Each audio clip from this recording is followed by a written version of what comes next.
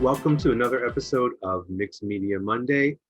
I'm your host, the artist, Eric Scott, and I'm here just to show you how simple and quick and easy you can make mixed media work. So if you've ever felt like, oh, I really wanted to try that, oh, I really want to do that, and you've just sort of kept yourself from doing it, now's your chance. So grab some supplies and let's go ahead and get started. So I've got my kind of standard supplies. I've got my little 4x4-inch piece of mixed media paper, some Derwent Inktense paint pan sets, some collage materials, got scissors, paintbrush, and over here off to the side, I do have my water-soluble pencils. I use some premium brands, but really any kind of watercolor or watercolor pencil is going to work. So use what you have, use what you can afford, and let's go ahead and get started. So I've been sort of starting out using the paint, but I don't always do that. I think last time I started, I did some lines, but then I did some paint on top of that. I think I'm going to start off with some collage. I love maps, as I've mentioned before, and I'm going to tear these just kind of like I did last time. I think last time I was using some book pages, but I'm really just kind of thinking about how they can get glued down randomly, and move that over there. I'll grab my glue paper. So this is just sort of some scrap paper, and I've got my glue stick, my UHU glue stick, and yeah, so let's go ahead and get some of this glued down. So I just always turn it over on top of that scrap paper, protects my surface, and allows me to spread the glue all over the back. And one of the reasons I really like maps is that just the texture, the visual texture, the lines, the words, even though we see it and we read a map, especially whenever I tear it up and use pieces, it just kind of creates this a bit more of a texture there.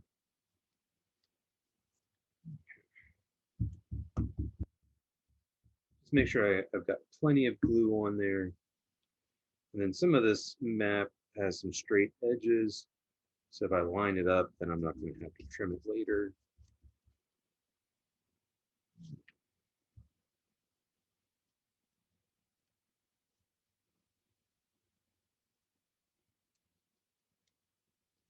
So I use pretty much the same materials. Every once in a while I'll throw in some different materials or a different item.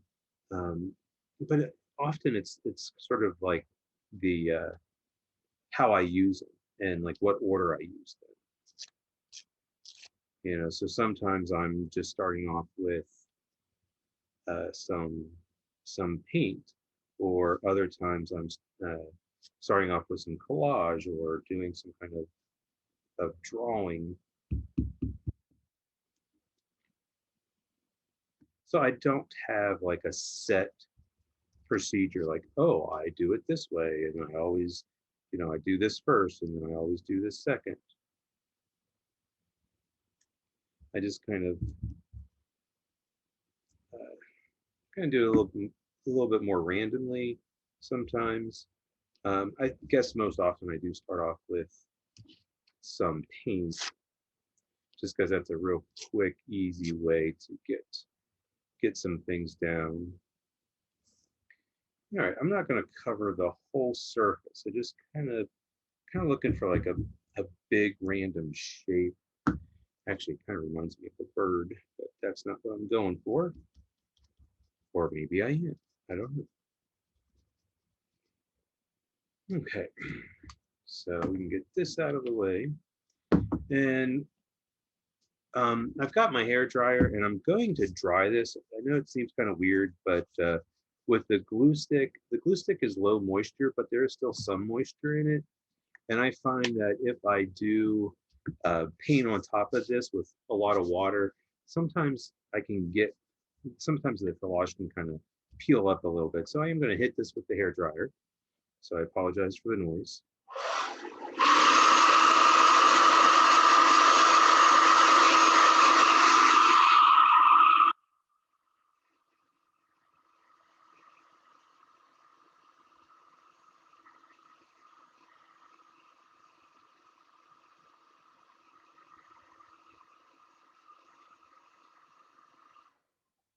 And the paper curled a little bit just because that glue stick does have some moisture. So turn it over, hit it with the hair dryer, that'll flatten it out.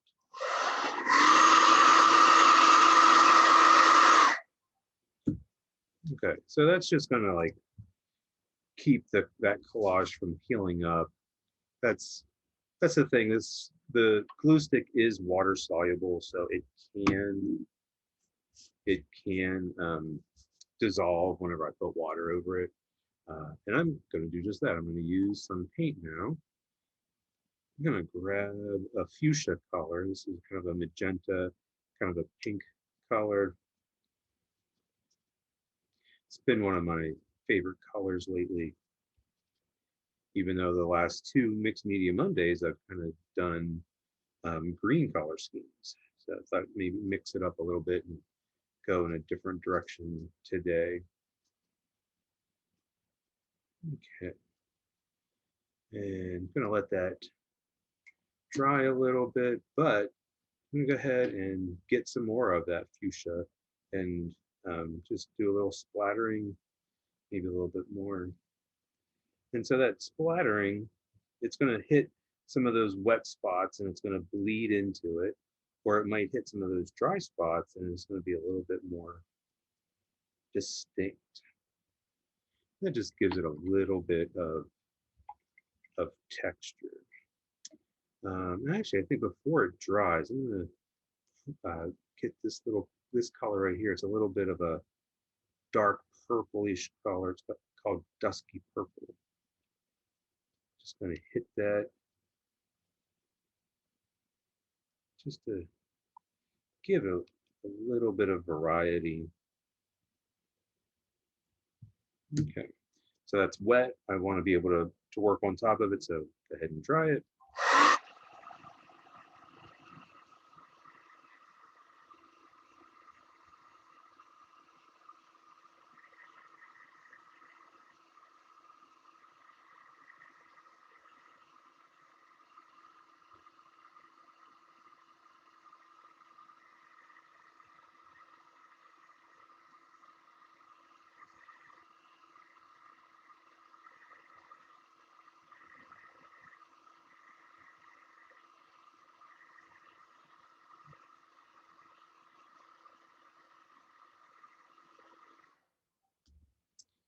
Okay, so I had the idea. I wanted to do a drawing on this, and I know some folks totally freak out whenever they hear that notion of drawing, but for me, I think I'm going to stick with a kind of stylized image that I've used a lot.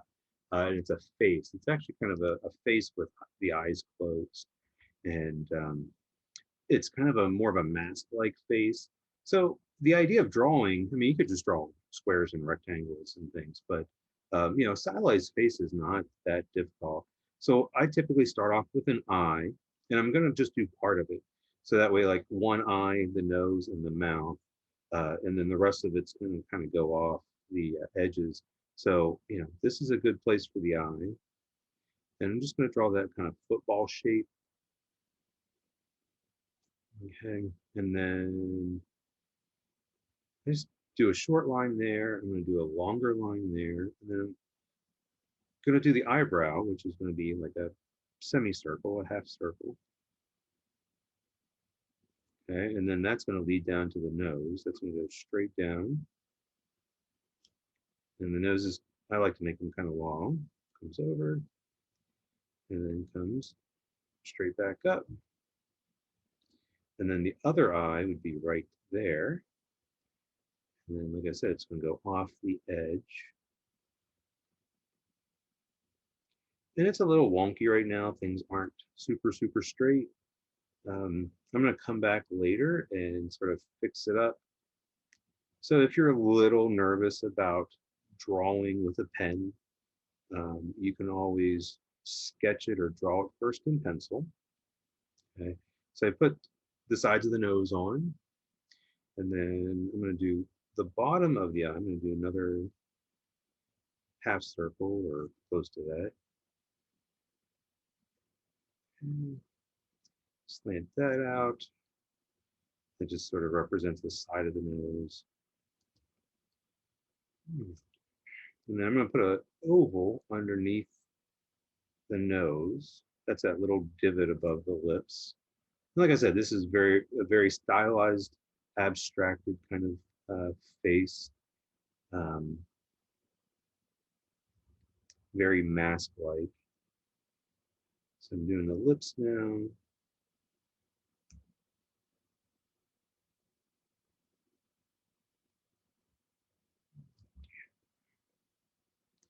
Have a little corner of the mouth stick out there, and then that can curve down and around. That can curve down.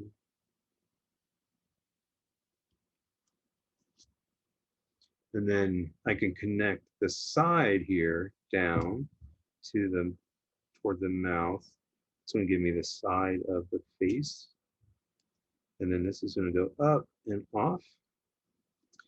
And I like to put a little circle right here, kind of thinking of it as the third eye. So I do a big circle, and then I can do a smaller circle inside of it. And I always look at these and I feel like the eyes are closed. And so one of the ways I can kind of stress that is to either make this line down here thicker, or sometimes I just do a little zigzag to represent eyelashes. I do want eyebrows, so I'm going to do sort of a crescent shape. And this is a style, something that I developed a long time ago, and I've done it again and again, so I'm pretty comfortable with it. And then I'm going to put an ear over here. So the ear can come over and then down. Okay, and then a little bit of a neck to stick down. And then put a few lines in for the ears. A couple more lines on the cheek.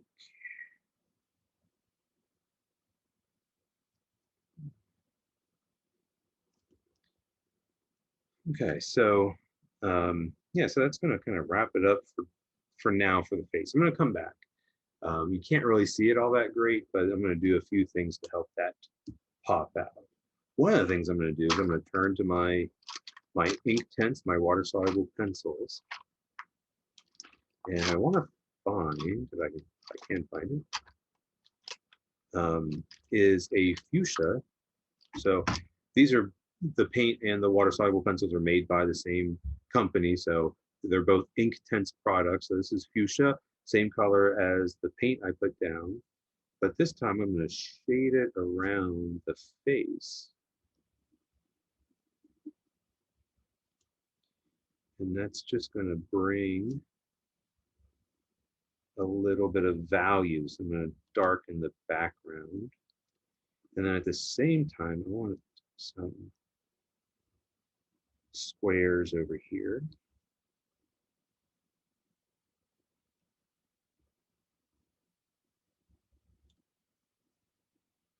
Just to help balance out that face. I like having these faces at the edge so that you don't have the whole face, but it brings a lot of visual weight over here. So having these squares and rectangles and the darker value is going to help visually balance it out a little bit more. So just put a little bit of pigment into the background, shade that down. And this is based on something that I did in a little sketchbook, a little journal. So sometimes I'll do something, I'm like, oh, that's really cool. And I'll do that in a journal, but I don't rip it out. One of the things that I can do is, kind of not recreate it, but use it as inspiration. And that's kind of what I'm doing here. So I've got a slightly smaller brush just so I can squeeze in around some of those areas.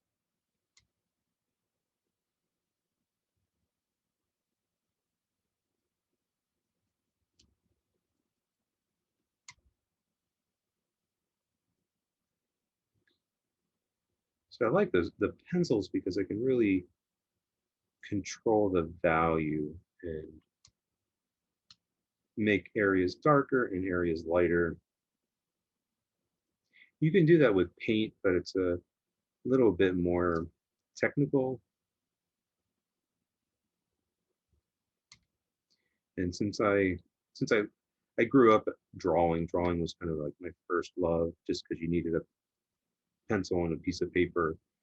Um, so it's like I tend to fall back on drawing in some way.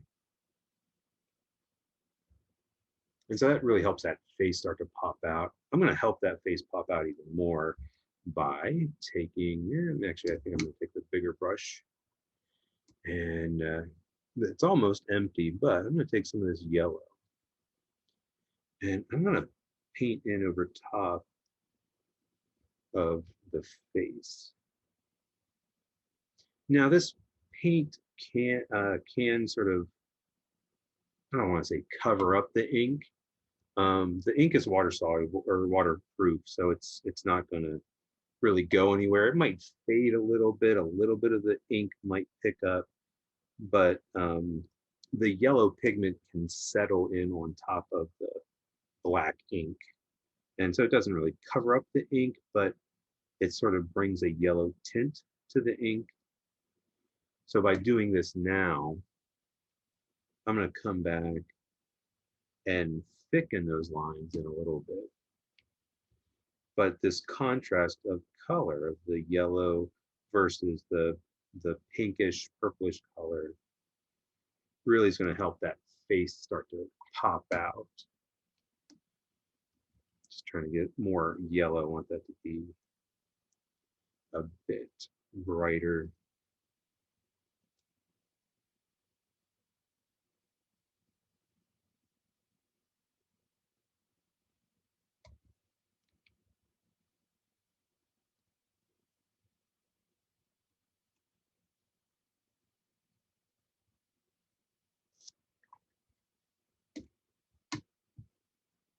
Okay, let's hit that with the hair dryer.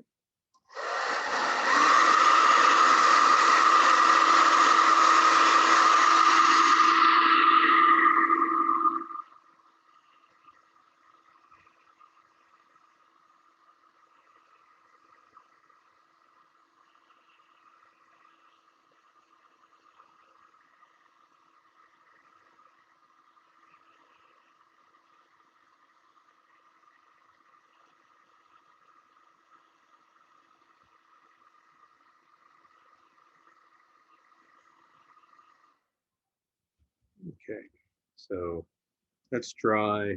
You might be able to see how the black lines aren't as dark now, and that's because some of that yellow paint is sort of laying on top of it. I want to do something. I really want this to stand out more. I want it to be a little bit darker. So what I've done is I've reached in and I grabbed a violet, a purple water-soluble pencil. So purple and yellow are complementary colors. That means that they are opposite each other on a color wheel. So if you remember back to grade school or your art class that you took in high school, you may have talked about the color wheel, or you might be very familiar with it. So the purple and the yellow are going to really contrast each other. So the purple is darker, so it's going to have contrast with value. But then also the yellow and the purple really intensify each other. And it's just really going to set the two apart. It's really going to make that face pop out. And you can even see it looks very much like a shadow around there. So when I first drew that face, it just didn't show up very well. But now with the color, I can really make it pop out. All right, use that little brush again.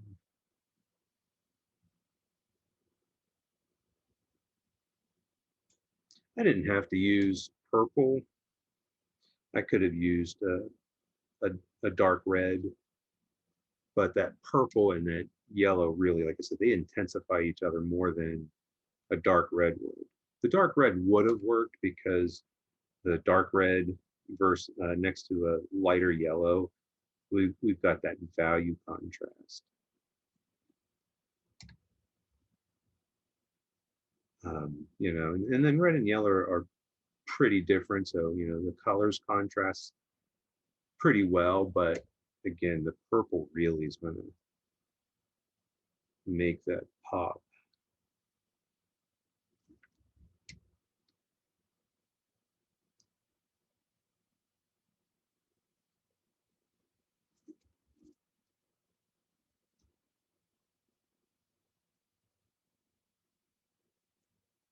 Okay. While that's drying, actually, I'm going to do something in the face. I'm going to grab a thinner brush, and I'm going to go in, and I'm going to pull out. I want some shadows, some darker color. So if I go in and maybe take a little bit of orange and think about where my darker values would be on a face. So maybe on the side of the nose.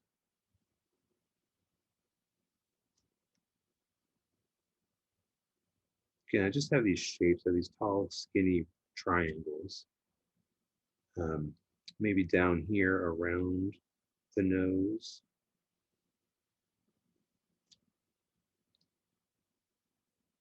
So the orange is nice because it sort of, it's not really a darker yellow. I mean, it's a mixture of yellow and red, but it reads kind of more as a shadow with the yellow. And I think if I do like around, actually do the top around the eyes. That's a little too dark, a little too intense.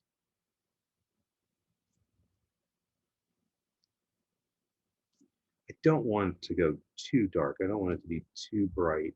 I'm even just kind of wiping off some of the extra paint on my table. This is just paper.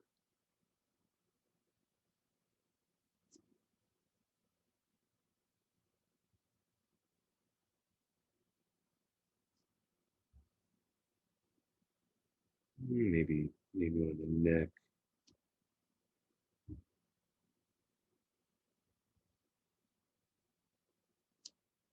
I think maybe on the eyebrows. I'm going to add some more pen marks and kind of really jazz up the face, but I wanted to just put this kind of value in just so it was a little bit different. And then I think the last one, actually, you know what? I'm going to change it. Use a little bit of this red and just make the lips a little bit on the pink side. Don't want it to be too much. And then maybe even down around.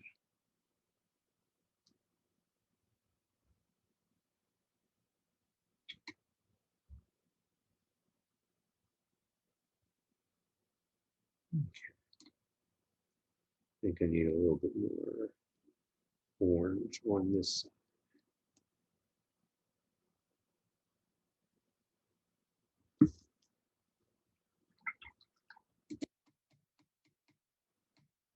So that just brings in some darker value. Let me go ahead and dry this with my hair dryer.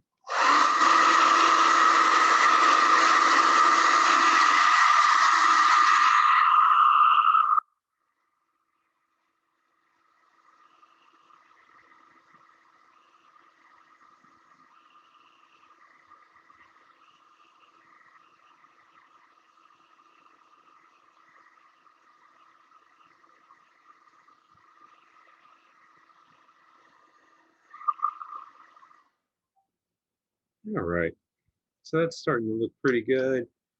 It's getting close to being finished, but like I said, I want to come back in with some black pen. So I have two different black pens. This is a thicker one, and this is just going to allow me to put down some thick lines pretty quickly.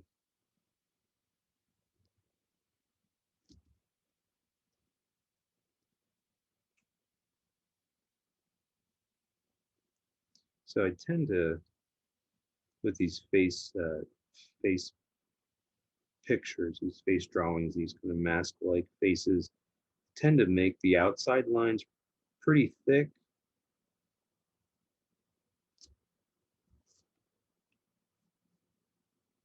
trying to make it even thicker. Sometimes I get a little scared, like, oh, I don't want to make it too thick. And then the other issue is that the other materials can make it difficult for the ink to come out. So if there's some smeared glue there, or a lot of paint, or a lot of the water-soluble pencil, it can make it a little bit hard for the ink to come out. And then sometimes it gets in the tip of the pen.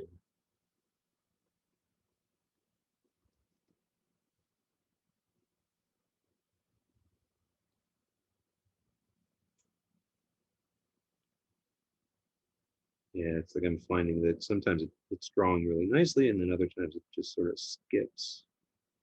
That's all right, we'll get it to work. So I'm using the thicker pen to create some of those thicker lines.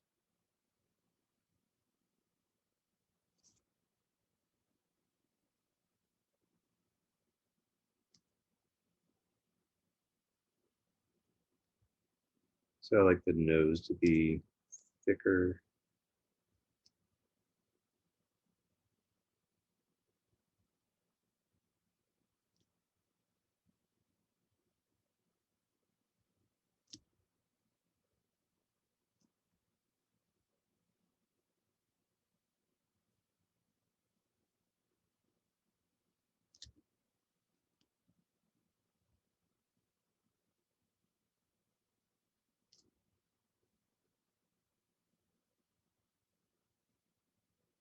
You just see how those thicker lines really make it pop out.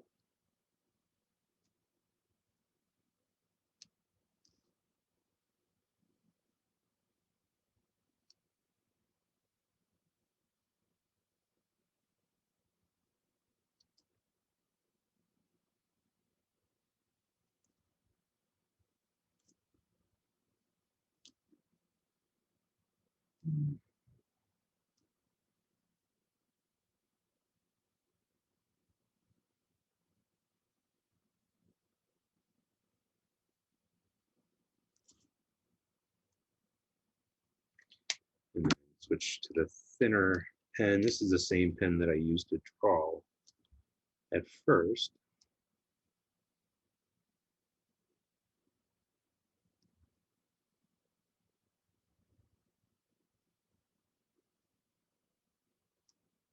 So fill in things like the eyelashes.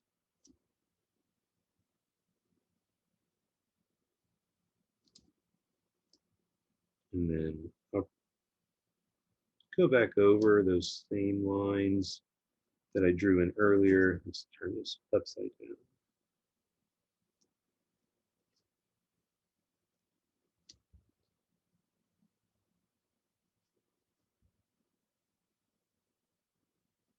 Just gonna make those lines pop back out, make them stand out a little bit more.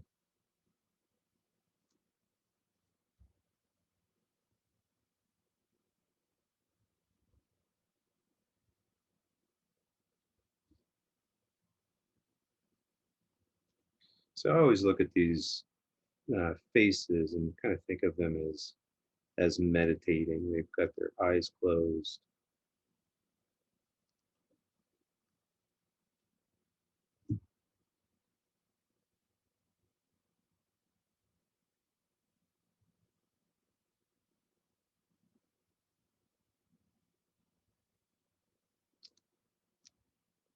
Okay, so I think I got all the lines traced.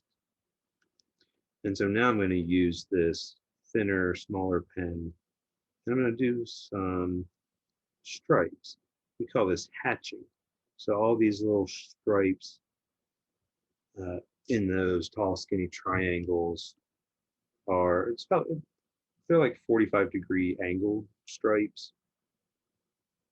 So they're diagonal, and it just makes it look like a shadow. And I could do the same thing, but instead of doing perpendicular, or not perpendicular, parallel lines. I'm going to do kind of radiating lines. Again, they're kind of like stripes. So this is just going to kind of indicate like the shadows under the eyebrows. But it's kind of like the rays of the sun.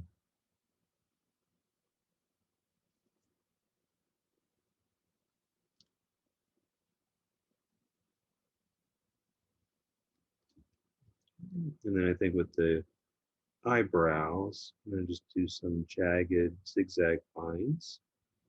It's going to echo those zigzag lines, those jagged lines that I did for the eyelashes. And then I'm going to do some lines here, kind of, if we think about that line there as like a laugh line, just doing some vertical hatching, but then I'm going to come back and do some diagonal cross hatching. So cross hatching is whenever the parallel lines crisscross. That's just going to make that value a little bit darker. So when we're thinking about value with pen and ink, we really think about the lines, and that the closer the lines are together, the darker, or the more lines if they crisscross. And then just do a few curved lines on the lip.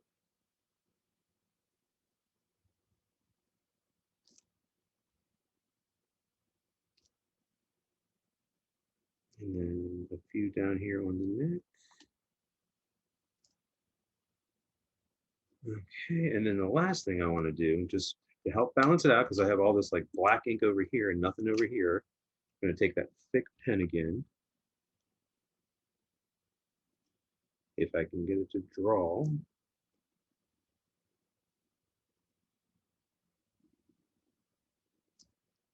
So sometimes there's so much other material down that these pens have a hard time drawing, or worse yet, the glue and the paint kind of clog up the tip of the pen. I have a feeling that this might be, let's go ahead and try. Maybe just scribbling it will help the ink flow again.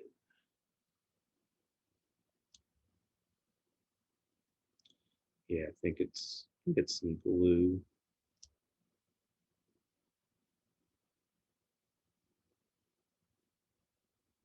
Yeah. Let's try the thinner pen. That seems to be working better.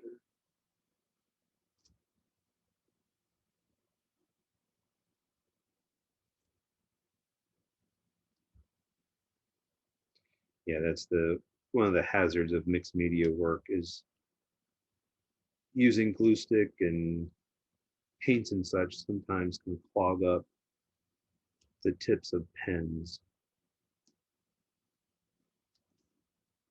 Okay, I think just having some lines will help tie everything together.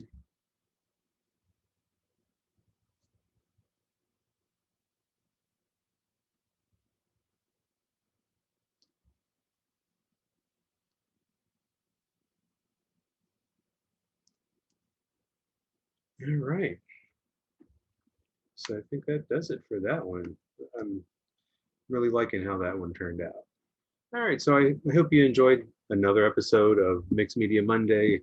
Again, this is just, simple material, simple techniques that build up to create these kind of richly layered images, and really anybody can do them. Not that I expect you to copy what I'm doing. I mean, draw what you want, do what you want, use the materials that you want, but just quick, easy layers, and you can create some really interesting art. So anyway, so I really appreciate you being here. But before you go, I do want to do some shameless self-promotion, and that is that during this week, I'm having a big studio sale. So basically, I put everything online, and in my studio, in my online shop, and everything's 15% off. I'm having a big summer studio sale. So if you use the promotional code SUMMER15, all one word, all uppercase, you can save 15% on any artwork in my online studio. So go check it out. Maybe you'll find something. Actually, maybe you'll find this little piece hanging there. Some other pieces that I've made for Mixed Media Monday are already there as well. So anyway, yeah, so go check it out. Really appreciate you being here. Thank you so much for joining me once again. And as always, happy creating.